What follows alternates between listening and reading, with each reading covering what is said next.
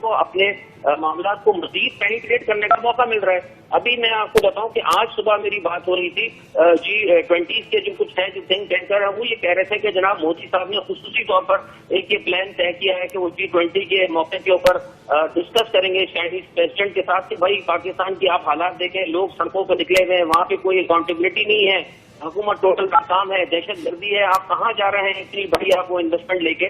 تو یہ سوال ہی پیدا ہوتا ہے یہ تو ٹوٹل اگینسٹ پاکستان کام ہو رہا ہے, یہ نواز شریف صاحب کو دیکھنا چاہیے. لیکن مجھے لگتا ہے جیسے کہ ابھی اجمل وزیر صاحب کہہ رہے تھے اور رؤف صاحب نے بھی کہا کہ ان کو تو بالکل ایسا محسوس ہوتا ہے کہ یہ انہوں نے ڈیسائیڈ کر لیا ہے کہ ہم نے انہوں نے پاکستان کا بیڑا غرق کرنا ہے, انہوں نے ستیاناش کرنا ہے.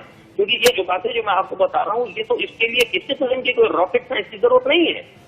بٹ سر آپ نے ایک دفعہ مینشن بھی کیا تھا کہ انہوں نے تو بڑے امریکہ کو اور بھارتی وزیر اعظم کو بھی بڑی یقین دہانیاں کرائی رکھی ہیں, تو پھر کس بات کے پریشرز, اور ساتھ ساتھ آپ کو لگتا ہے پیناما لیکس کا معاملہ جس نے پوری دنیا میں ہلچل مچایا وہ نواز شریف صاحب کے تختے کے لیے کافی خطرناک ثابت ہو سکتا ہے؟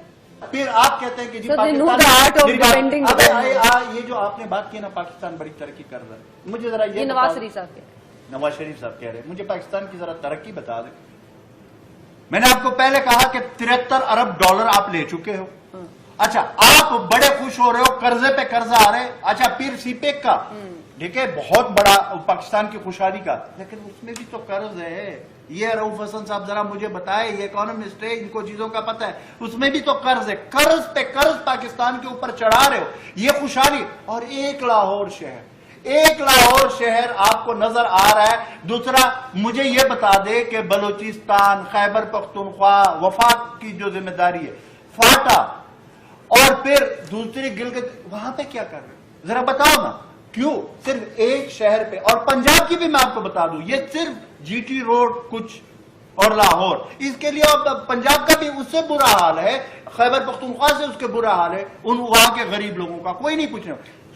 نپا ہم ترقی کر رہے ہیں, ہمارے خلاف انٹرنل اور ایکسٹرنل سازشیں ہو رہی ہے.